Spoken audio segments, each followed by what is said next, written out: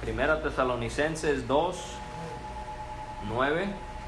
Antes de que leamos, solo para poner el contexto, recuerde que Pablo había ido a esta ciudad de Tesalónica, en lo que hoy es Grecia, para predicar el Evangelio, pero su estadía fue interrumpida. ¿Por qué? Porque los judíos armaron una turba y lo corrieron, literalmente lo corrieron de Tesalónica. Y ellos no querían que se predicara el Evangelio, pero gracias a Dios, personas en esa ciudad se convirtieron a Dios. Como vimos en el capítulo 1, algunos dejaron los ídolos para ahora seguir al Dios vivo y verdadero. Y la segunda cosa que quiero que considere y recuerde es que habíamos notado que en los Hechos de los Apóstoles, capítulo 17, es cuando vemos el inicio del Evangelio en Tesalónica. Y también recordar que en este capítulo 2, el apóstol Pablo está contestando algunas falsas acusaciones que se estaban haciendo en su contra. Recuerde que Pablo estaba de una de las cosas que se decían de él era que él no amaba el Evangelio, él lo que amaba era el dinero, y que él predicaba porque él tenía un interés económico. Y entonces él va a tratar eso en estos versículos que vamos a ver el día de hoy. Así que vamos a leer 1 Tesalonicenses 9 y vamos a leer únicamente del versículo 9, capítulo 2, versículo 9 al 13. Esos son los versículos que vamos a ver el día de hoy. Quiero animar a mis hermanos que enseñan o los que van a enseñar algún día la palabra de Dios. A veces uno lee mucho, a veces uno lee poco, así que usted deje que el Espíritu Santo le guíe. No siempre se tiene que leer mucho, no siempre se tiene que leer poco. Y vamos a ver cómo en unos 4 o 5 versículos hay mucho material que podemos abarcar. Así que 1 Tesalonicenses 2 del 9 al 13 dice: porque os acordáis, hermanos, de nuestro trabajo y fatiga, como trabajando de noche y de día, para no ser gravosos a ninguno de vosotros, os predicamos el Evangelio de Dios. Vosotros sois testigos, y Dios también, de cuán santa, justa e irreprensiblemente nos comportamos con vosotros los creyentes. Así como también sabéis de qué modo, como el Padre a sus hijos, exhortábamos y consolábamos a cada uno de vosotros. Y os encargábamos que anduvieseis como es digno de Dios, que os llamó a su reino y gloria. Por lo cual también nosotros, sin cesar, damos gracias a Dios, de que cuando recibisteis la palabra de Dios, que oísteis de nosotros, la recibisteis no como palabra de hombres, sino según es en verdad la palabra de Dios, la cual actúa en vosotros los creyentes. Así que esos son los versículos que nos van a ocupar en esta noche. Vamos a ver cómo es que Pablo, él les dice en el versículo 9, porque os acordáis, hermanos. Él quiere que ellos comiencen a recordar cómo es que él había predicado el Evangelio, porque verdaderamente le tenía un amor a las almas. Dígame, un hombre que solo está interesado en lo económico, ¿estaría dispuesto a sufrir lo que sufrió Pablo por predicar la palabra? Y la respuesta es claro que no. Una persona que no hace las cosas de corazón, en cualquier momento, en cualquier oposición, en cualquier problema o desánimo, ya ni sus luces, como decimos. Pero Pablo no. Él no solamente sufrió en Tesalónica, él sufrió muchas otras cosas en muchos otros lugares. Y el hecho de que él perseveraba predicando el Evangelio, a pesar de tanta oposición, nos lleva a llegar a la conclusión de que este hombre no era motivado por la avaricia, por el dinero. Realmente lo que motivaba a este gran hombre de Dios era el amor que le tenía al Señor, y el amor que le tenía a las almas perdidas, y el amor que le tenía a los hermanos. Así que él quiere que ellos recuerden.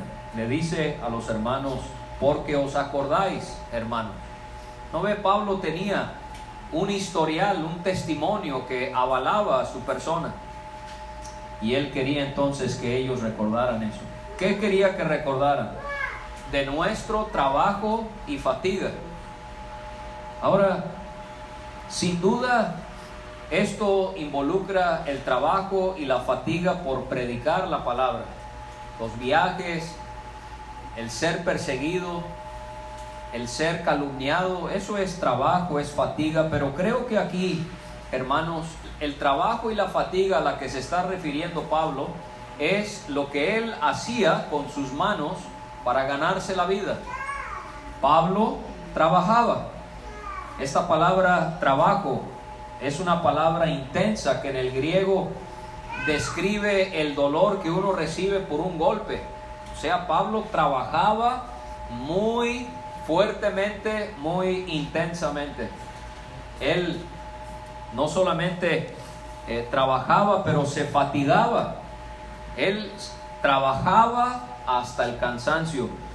Quizás habían personas que lo catalogaban de ser avaro y de ser flojo, porque en la segunda carta de Tesalonicenses, cuando lleguemos ahí, vamos a ver que Pablo tiene que tratar un problema que hay en la iglesia en Tesalónica. Y es el hecho que habían hermanos en la iglesia que no querían trabajar, eran flojos.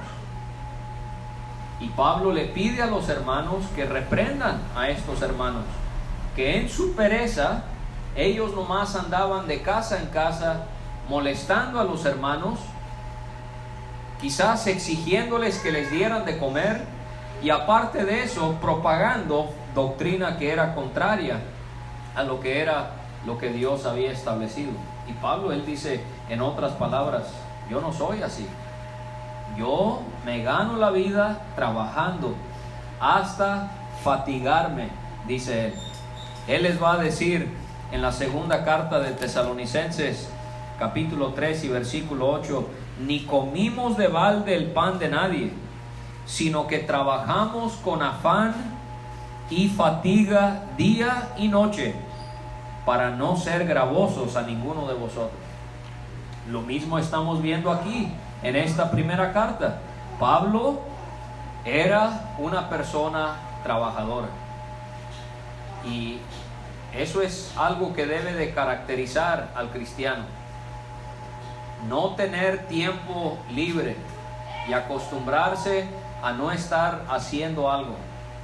El Señor quiere que nos ocupemos, sí, en su palabra, en la iglesia, en las actividades, pero fuera de ello, Él también quiere que seamos responsables.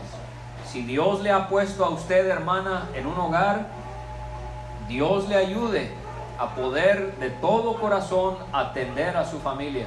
Eso es muy, muy agradable a Dios. La base de la sociedad muchas veces está en lo que ustedes, hermanas, hacen con sus hijos y con sus hijas en casa. Quizás la familia, los vecinos, el mundo no valore lo que usted hace, pero para Dios el hecho de que usted instruya a niños, a niñas, a nietos, a nietas en la palabra de Dios, eso es algo de sumo valor para Dios. Y yo quiero animarle a que usted pueda criar para la siguiente generación hombres y mujeres que puedan ser para la gloria y la honra de Dios. Me conmueve mucho una mujer llamada Ana.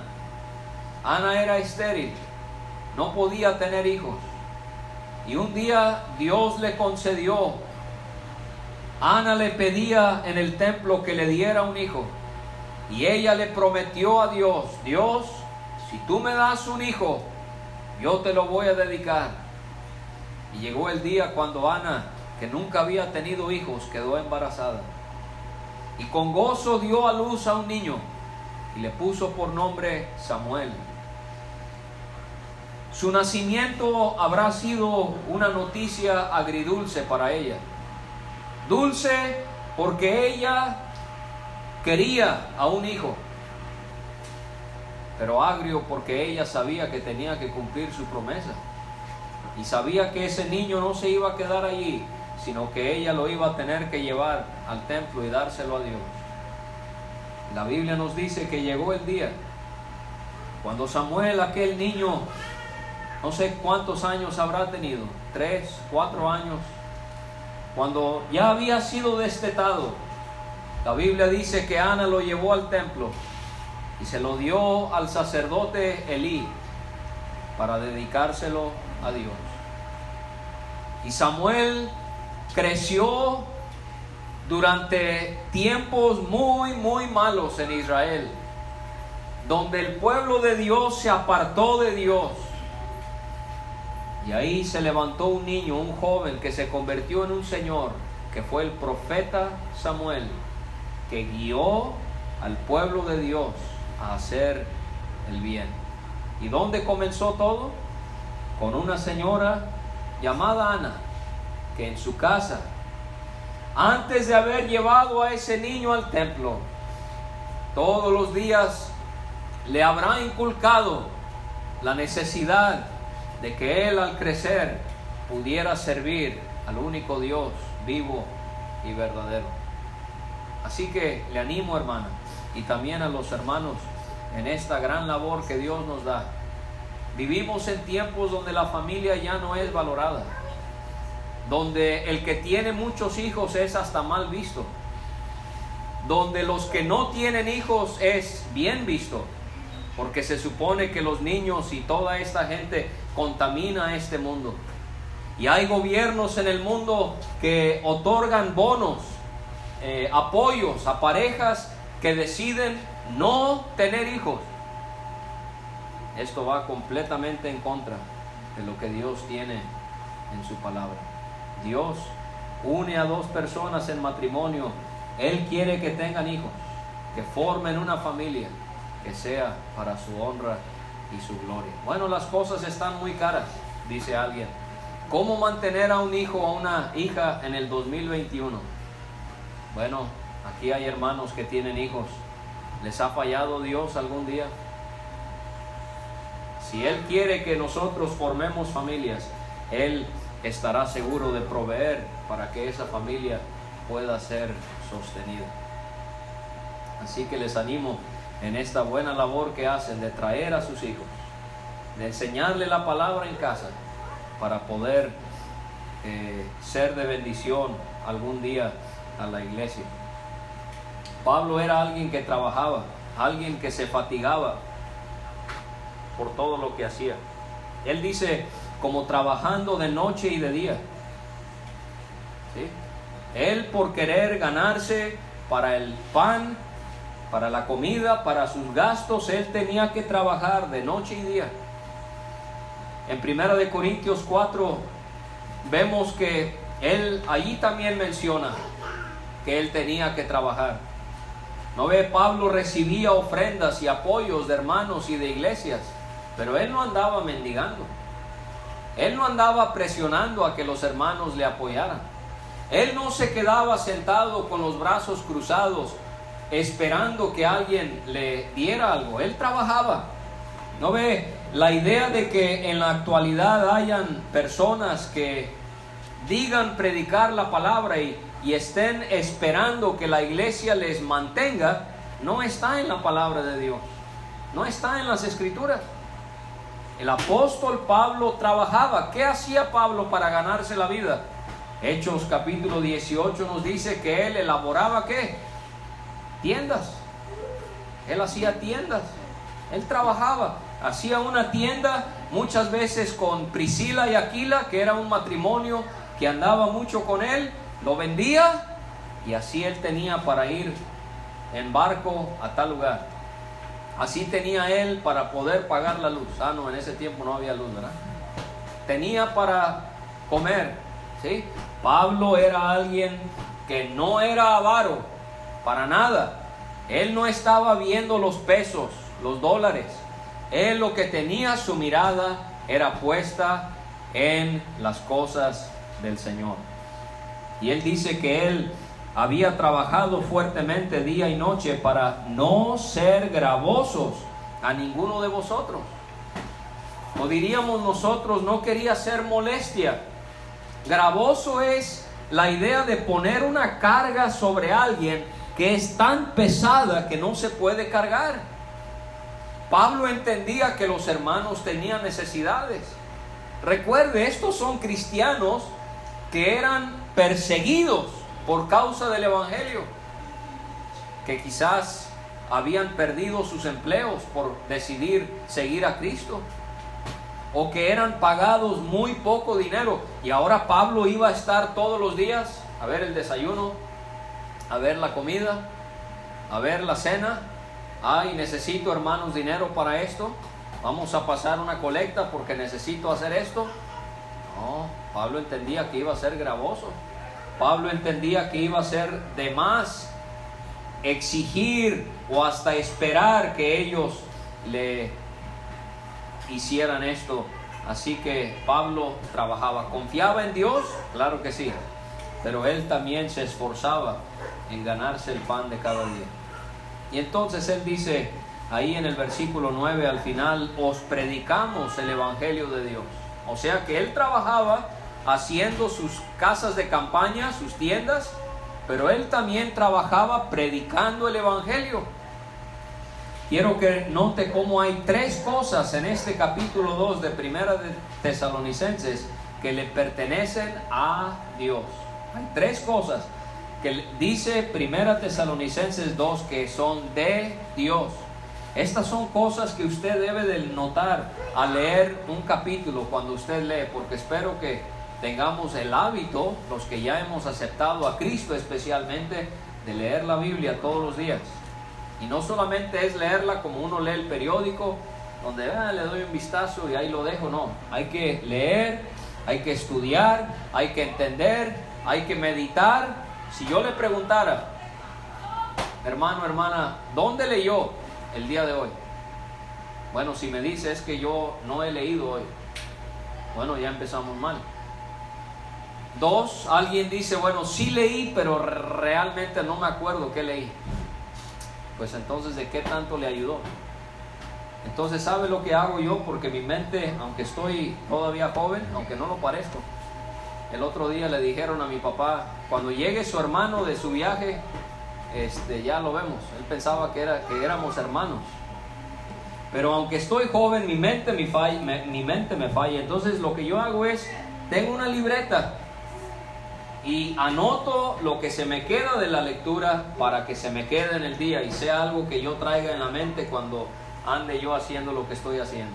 Entonces le animo a que escriba. Bueno, yo aprendí el día de hoy que esto y esto, y va a ver que más fácil se le va a quedar. Pero hay tres cosas de Dios en este capítulo. En el versículo 9, el evangelio es ¿de quién? De Dios. No es nuestro, hermano.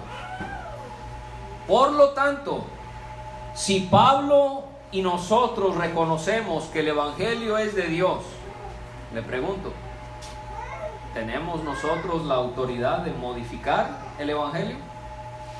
De decir, bueno, es que ya ese evangelio de ellos es un poco anticuado, vamos a modernizarlo para que sea más atractivo, para que no quepamos en una cochera, sino mejor llenemos un salón de eventos o hasta una sala de cine. No, hay que ir en grande. Pero para eso vamos a tener que cambiar el evangelio, hermano Fausto. Ya no va a poder usted predicarnos del infierno. No, ¿quién quiere escuchar del infierno? No, ya olvídese del infierno. No vaya usted a predicar del pecado. No, como hermano Fausto, no vaya a señalar a la gente que su problema no es el mundo, sino que la perversidad habita en su corazón. No vamos a hablarles del pecado. No, es que no podemos hacer eso. El Evangelio es de Dios y por lo tanto tenemos que predicar el Evangelio tal y como está en la palabra de Dios. Que el hombre es pecador, que el pecador merece el infierno por causa de su maldad, pero que Cristo en la cruz murió y Él resucitó para que todo aquel que se arrepiente y cree en Él tiene vida eterna. Eso en sí es un resumen muy sencillo y muy débil de lo que es el Evangelio. Pero hermanos, hermanas, el Evangelio es de Dios, ¿sí? ¿Cuál es la segunda cosa de Dios en este capítulo? Versículo 13. Vamos a terminar el día de hoy viendo el 13. ¿Qué le pertenece a Dios en el 13?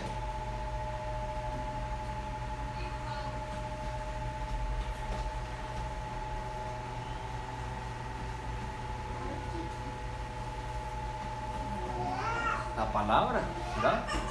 No solamente el Evangelio es de Dios, pero aquí vemos que la palabra es de Dios. Saben, a mí me gusta cuando me invitan a un lugar como aquí con ustedes y yo tengo plena libertad de predicar lo que yo considere en la palabra de Dios. Porque a veces, a mí no me ha tocado, pero he escuchado a otros hablar de cómo ellos han visitado lugares donde se les dice: hermano, predique todo lo que quiera, pero no toque este tema. Otro: predique todo, pero no vaya a tocar este tema. No, la palabra es de Dios, tenemos que enseñarla, tenemos que creer que es la palabra de Dios, que es verdad. Lo que debe de gobernar el orden en la iglesia no es las ideas del hombre, sino la palabra de Dios. La tercera cosa que es de Dios, fíjese en el versículo 14, que ya no vamos a ver el día de hoy, pero fíjese, ¿qué le pertenece a Dios en el versículo 14?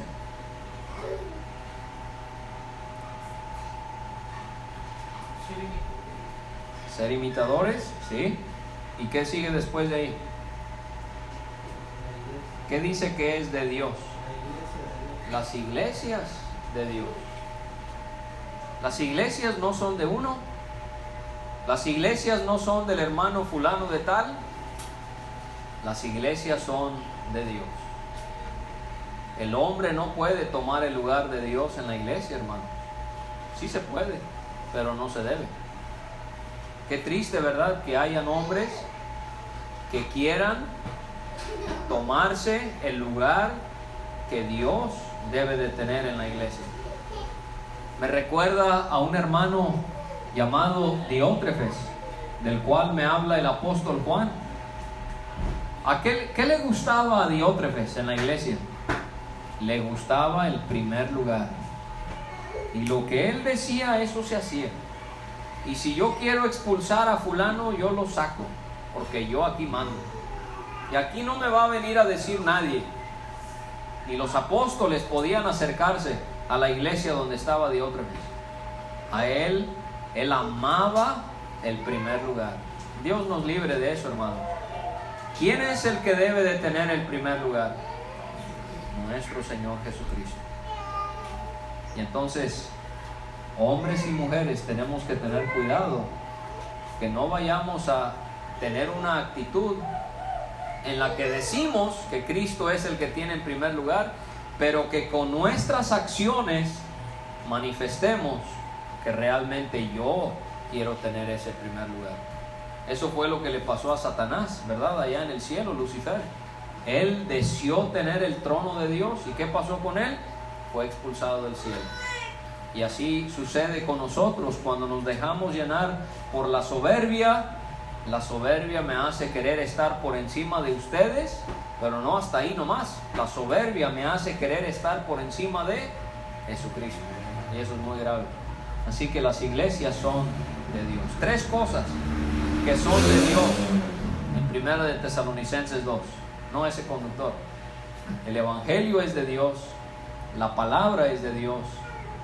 Las iglesias son de Dios. Pasemos al versículo 10. Pablo les dice a los hermanos: ustedes son testigos, y Dios también. Ustedes son testigos. O sea, Pablo en otras palabras les está diciendo: ustedes me conocen, hermanos. Todas estas cosas que ciertas personas están diciendo de mí, pero ustedes son testigos. Mejor aún, Dios es testigo. Yo quiero detenerme aquí y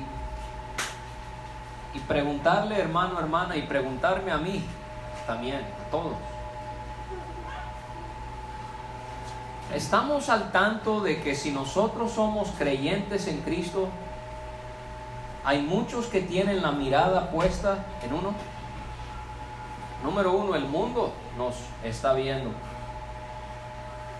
Cuando mis vecinos, cuando mis compañeros en el trabajo, en la escuela, cuando el que me corta en la carretera, o el que me dice una maldición, ¿cómo me ve el mundo? Debo de también preguntarme qué ejemplo le estoy dando a los hermanos, porque los hermanos también me están viendo. Usted dice: pero es que yo le sirvo a Cristo y nadie tiene por qué verme a mí, y ellos tienen que mirar. No, la verdad es que sí. Pablo dice: sed imitadores de mí, así como yo soy imitador de Cristo. Entonces, siempre tenemos que poner la mirada puesta en Cristo, pero realmente podemos poner la mirada en hermanos o en hermanas que nos son de ejemplo a nosotros. Y qué lamentable es cuando cosas en mi vida o en la suya no solamente pueden darle un mal testimonio al mundo que no es creyente, y pensar que alguien podría perderse para siempre por mi mala conducta, o que mi mal testimonio, mi mal ejemplo pueda hacer que un cristiano o una cristiana pueda desanimarse, pueda tropezar, pueda alejarse de las cosas de Dios. Y solo quiero mencionar esto también. A veces conocemos a hermanos que tienen mucho tiempo en las cosas de Dios y que son quizás de fuera. Y quizás a veces en un mundo donde vemos todo lo que sucede a través de las redes sociales, usted ve que un hermano o una hermana sube algo y uno dice: hey, pero... O viene un hermano, una hermana, y hay una actitud o una forma de vestir o algo que dice, y uno dice: pero eso no está bien. Bueno, hermanos, no debemos de irnos detrás de ese mal ejemplo, ¿verdad? Debemos de irnos, ¿qué es lo que dice Dios en su palabra? La hermana o el hermano de fuera podrán hacer lo que ellos consideren, pero realmente usted debería de decir: a mí me interesa seguir el ejemplo que yo veo en las Escrituras. Entonces, no vaya detrás de malos ejemplos. Búsquese hermanos y hermanas que usted vea que sus vidas se acomodan verdaderamente con la palabra de Dios, y usted siga ese ejemplo. Pablo está diciendo: ustedes son testigos de mí, Dios es testigo de mí, y eso también debe de afectar mi vida, ver que no solamente el mundo me ve, no solamente los hermanos me ven, pero Dios me ve. Dios me ve, no puedo ocultarle nada a Él. Y Pablo entonces, él va a decir tres cosas acerca de su vida. ¿Cómo es que los hermanos y Dios habían visto en su vida? ¿Cuáles eran esas tres cosas? Dice ahí en el 10, dice: santa, justa e irreprensiblemente nos comportamos con vosotros los creyentes. La palabra santa aquí, si la buscamos, significa o tiene que ver con ser una persona piadosa. No en el sentido de ayudar a alguien, aunque es bueno obviamente ayudar a alguien en necesidad, pero aquí la idea de ser piadoso tiene que ver con ser puro, ¿sí? Alguien que se aparta de la maldad o del pecado. Entonces Pablo dice: yo actúe de una manera santa. Nosotros también debemos de vivir de una forma santa.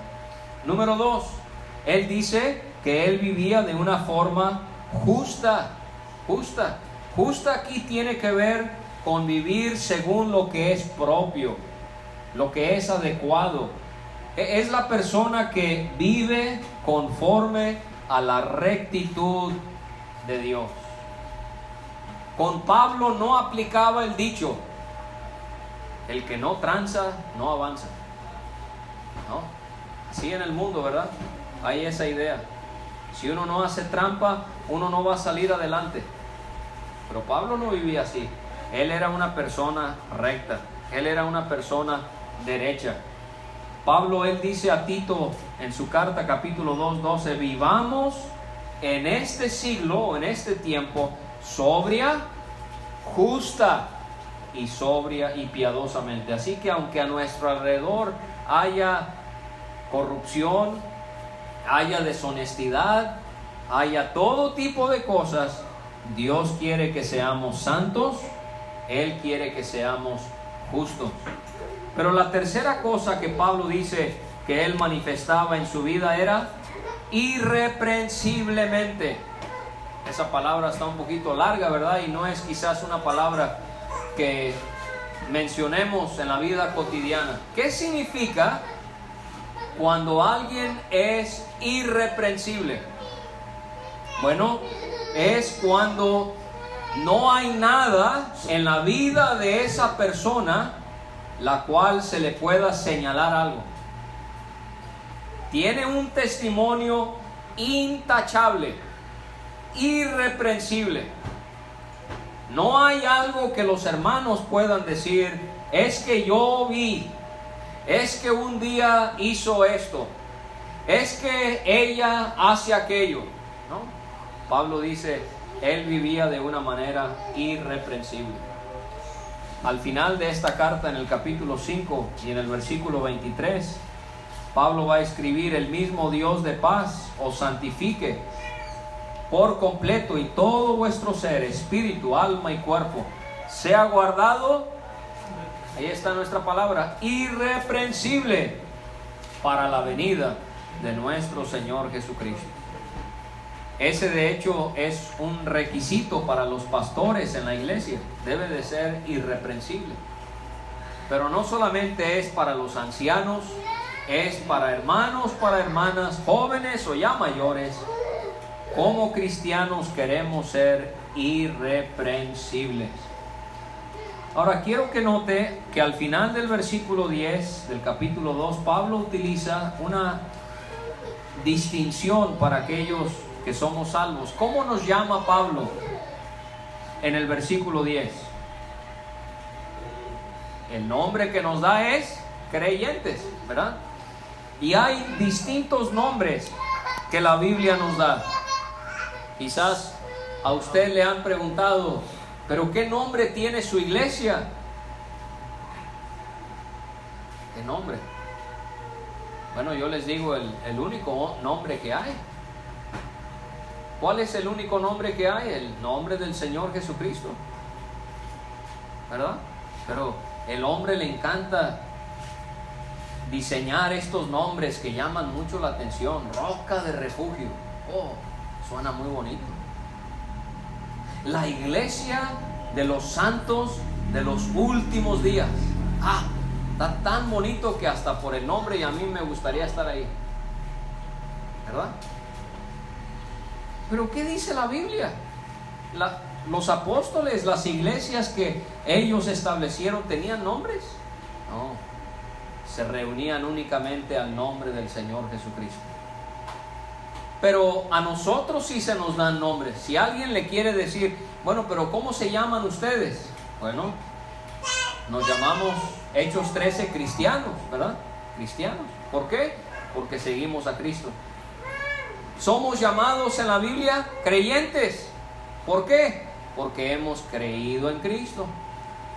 En la Biblia, le va a llamar la atención, somos llamados santos. ¿Sí sabía?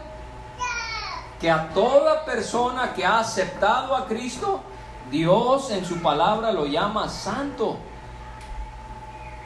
Santo no nomás es Pedro, Juan, Tomás, Judas, Tadeo, que están en el cielo. Si usted, apreciada hermana, apreciado hermano, ha aceptado a Cristo, usted es santo, porque Dios lo ha santificado del pecado. De manera que eso conlleva una gran responsabilidad, pero somos llamados santos, creyentes, cristianos. ¿Cómo también nos llama la Biblia? Discípulos, ¿verdad? Discípulos. ¿Discípulo qué es? Es un aprendiz, es un estudiante. Nosotros somos discípulos de nuestro Señor Jesucristo. La Biblia también, ¿cómo nos llama? Hermanos, ¿verdad? Nos llamamos hermanos. Hermana fulana de tal, hermano fulano. La pregunta no es si nos llamamos hermanos. ¿Sabe cuál es la pregunta? Nos tratamos como hermanos. Porque yo puedo decir, el hermano fulano, y el hermano, y el hermano, y el hermano. Y al final de la reunión, meterle el cuchillo por atrás y hablar mal de él o de ella, criticarle. No, lo estoy tratando como si fuera mi hermano o mi hermana. Entonces, ¿para qué lo llamamos hermano? No, la idea es que si somos hermanos, debemos de tratarnos de esa manera. Nuestro Dios es nuestro Padre, nosotros somos hermanos en Cristo Jesús. Vamos a ir al versículo 11. Pablo va a hablar acerca de cómo él trató a los hermanos en la ciudad de Tesalónica. ¿Qué les dice? Así como también sabéis de qué modo, como el Padre a sus hijos, exhortábamos y consolábamos a cada uno de nosotros. Ahora, le quiero ayudar con otra cosa en cuanto al estudio de la palabra. Cuando yo leo Primera de Tesalonicenses 2, Pablo se presenta de dos maneras.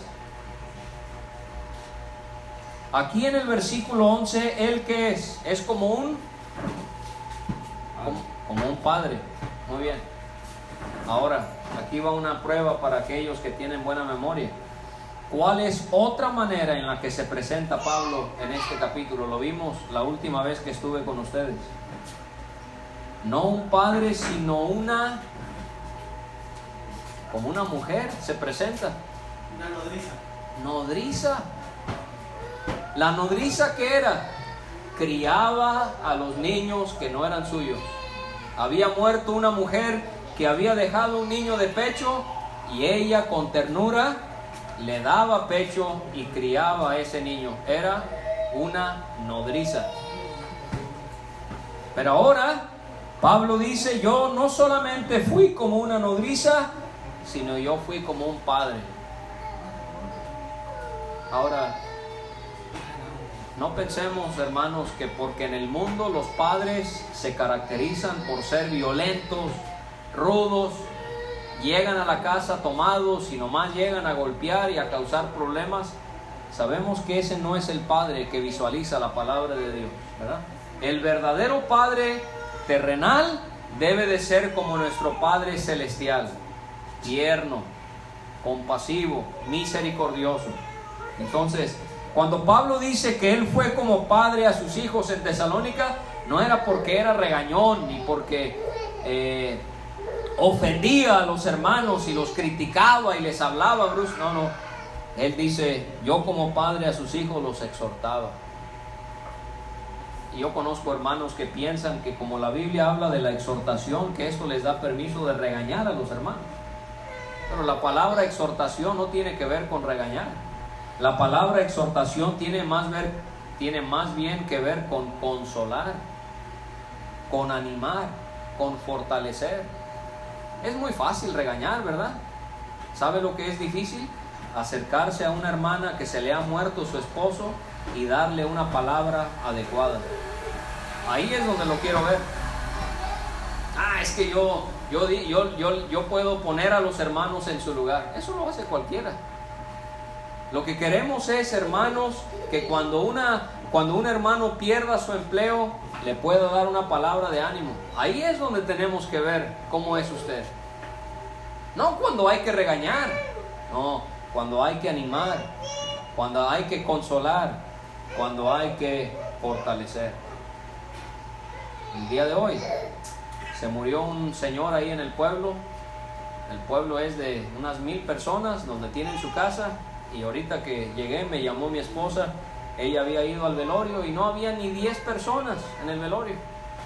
Y es un señor ya de 70 años que vivió toda su vida en el pueblo y no había nadie ahí, ¿verdad? A veces así somos. Cuando hay que criticar, estamos en la primera fila.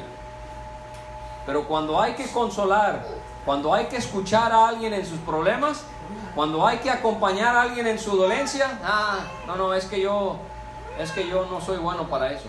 No, Pablo dice, yo fui como un padre con sus hijos. Yo los exhortaba, yo los consolaba. Pablo dice al final de esta primera carta a los tesalonicenses, alentéis a los de poco ánimo. Alentéis a los de poco ánimo. Es la misma palabra aquí en el griego de consolar. Usted, hermano, hermana, en vez de criticar, en vez de señalar, en vez de juzgar, así como yo, dediquémonos mejor a alentar, a consolar a los de poco ánimo. Y usted y yo vamos a ser de mucho beneficio a la iglesia y vamos a glorificar a Dios. Bueno, dice Pablo en el 12, os encargábamos que anduvieseis como es digno de Dios. Pablo dice, yo como un padre les exhortaba, les consolaba, pero yo como padre también les encargué que caminaran o anduvieran como es digno de Dios. ¿Qué significa eso de andar como es digno de Dios? Bueno, me hace ver que debo de caminar como Dios se lo merece. ¿Cómo se merece Dios que yo ande? ¿En desobediencia? ¿Eso lo merece Dios? ¿En rebeldía? ¿En contienda? ¿En ira? ¿En el enojo? No, tenemos que caminar como Dios se lo merece. Y sabe, la mente es muy importante, pero creo que muchas veces como cristianos fallamos y pensamos que el que más sabe es el mejor entre el pueblo del Señor. Pero ¿sabe lo que aprendo en la Biblia? El mejor no es el que más sabe, el mejor es el que mejor camina. Yo puedo saber mucho de la Biblia, pero si en mis pasos no lo demuestro, ¿de qué me sirve? ¿De qué me sirve que yo pueda explicarle Génesis y Apocalipsis y Oseas y Ezequiel si no doy un buen testimonio? No ve, por eso quiero animarle. Quizás usted no tiene muchísimo conocimiento, pero es alguien que camina en las cosas de Dios. Eso es lo que realmente busca Dios. Eso es lo que Dios quiere de usted. Me gusta lo que dijo alguien una vez: no te preocupes por lo que no sabes de la Biblia, mejor preocúpate que lo que sí sabes de la Biblia lo pongas en práctica. ¿Verdad? Eso es, hermanos. A veces hay cosas en la Biblia que no entendemos. Las ruedas en Ezequiel, que estaba estudiando el hermano Fausto hace algunas semanas. Quizás eso no lo entendamos, pero lo poquito que sí entendamos, por ejemplo, tan básico pero tan importante como amarás a tu prójimo como a ti mismo. Si usted y yo obedecemos eso, vamos a ser unos cristianos excepcionales.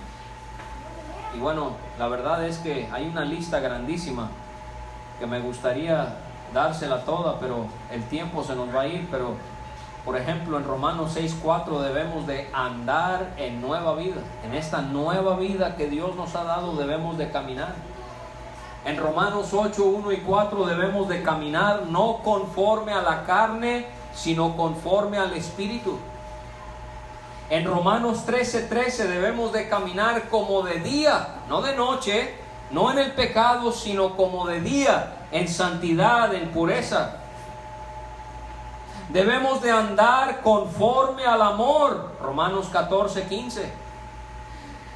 Debemos de andar no como los demás hombres, como el mundo. 1 Corintios 3:3. Y así, hermanos, me gustaría poder darles todas, pero son varias. ¿Y cómo es que el Nuevo Testamento me enfatiza? Lo más importante es mi caminar, mi andar.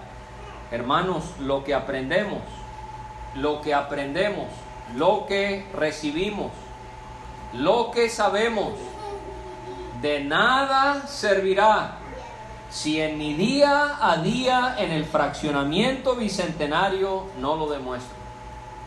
Dios me ayude, a mí le ayude a usted, que donde Dios nos haya puesto, la gente diga de nosotros, no que ellos saben mucho de la Biblia, no, que mejor digan de nosotros, esa es gente que realmente obedece lo que dice la Biblia. Pablo les encargó que caminaran como es digno de Dios. Y él dice acerca de Dios que os llamó a su reino y gloria. No ve, hermanos, creo que lo que Pablo está diciendo es, yo quiero que ustedes caminen como es digno de Dios, quien les ha llamado a su reino y su gloria. ¿Por qué dice eso? Porque si yo pongo mi mirada en este mundo, mi caminar va a ser muy diferente a que si yo pongo mi mirada en la gloria y en el reino de Dios. ¿De acuerdo? ¿O va a ser igual? No, va a ser muy diferente. No ve, hermanos, usted y yo solo somos peregrinos aquí. Vamos de pasada.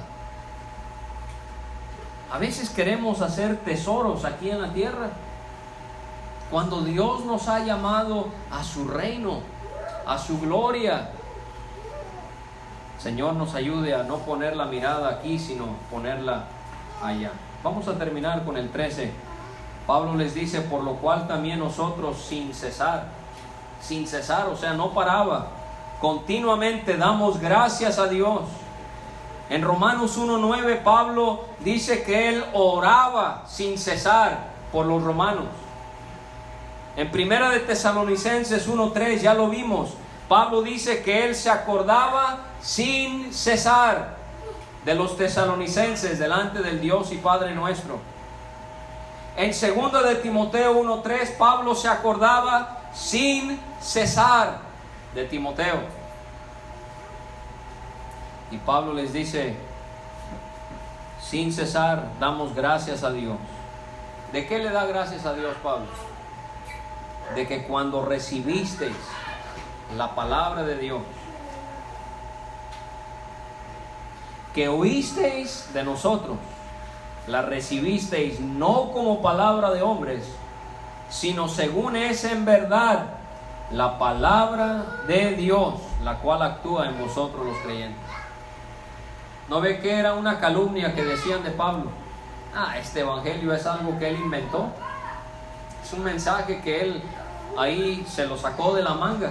No, Pablo dice, no, ustedes entendieron que aunque yo era el que les estaba predicando, no era mi palabra, sino que era la palabra de Dios.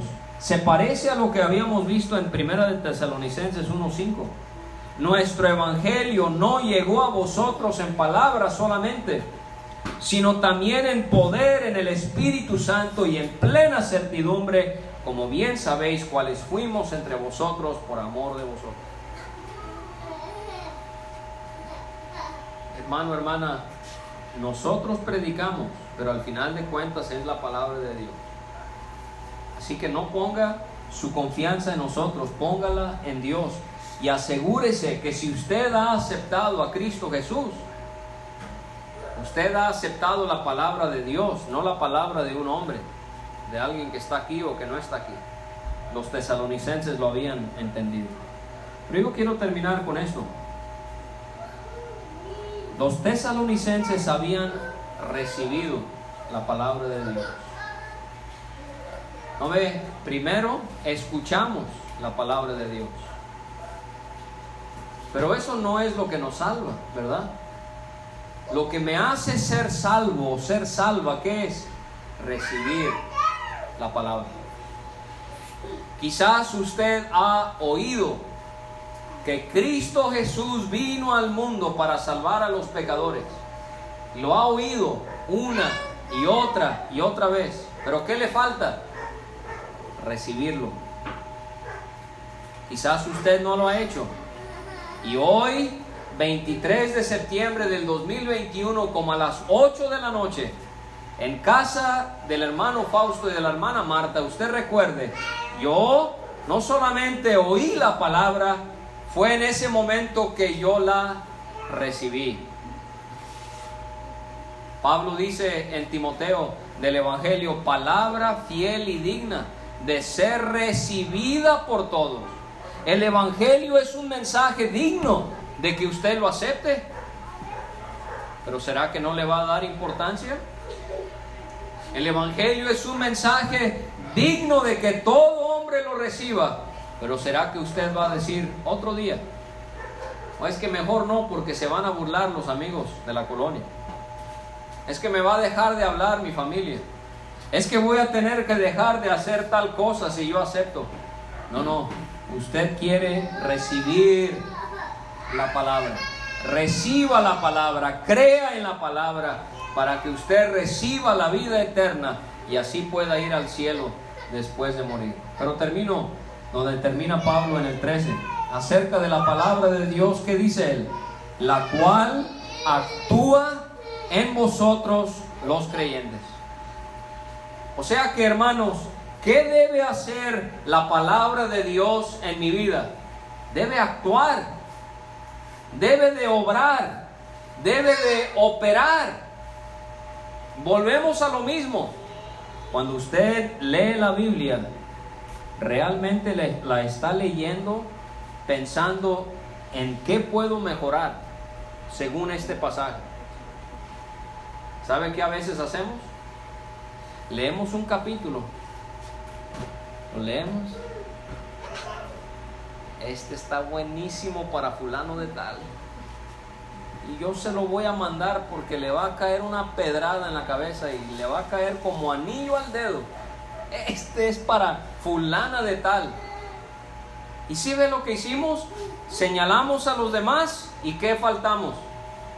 Ver lo que está mal en uno. David, ¿qué tienes tú que mejorar conforme a este capítulo? Entonces, antes de leer la Biblia, debemos de pedirle a Dios, Dios, ayúdame a leer con atención y que lo que yo tengo que corregir en mi vida o en mi persona, que tú me lo muestres. La palabra, hermanos, debe de actuar en mí, debe de obrar, debe de operar en mí. En Romanos 7:5, antes operaban en nosotros las pasiones pecaminosas, pero ya no deben, ¿verdad? Lo que debe de operar en nosotros es la palabra de Dios. En Efesios 3:20 Pablo habla según el poder que actúa en nosotros, el poder de Dios. Filipenses 2:13, Dios produce o opera o actúa en nosotros el hacer como el querer. Entonces, del jueves pasado a este jueves, ¿cómo ha actuado la palabra de Dios en su ser?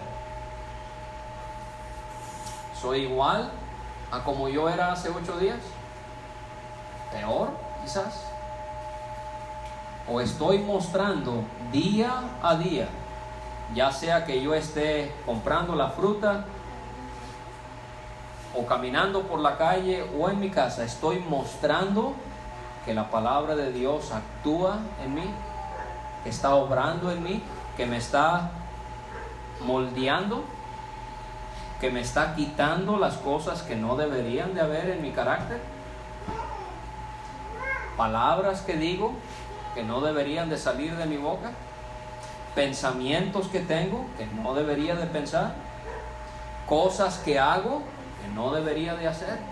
Hermanos, que el Señor nos ayude a que la palabra de Dios actúe en nosotros. Vamos a pedir que Dios prospere.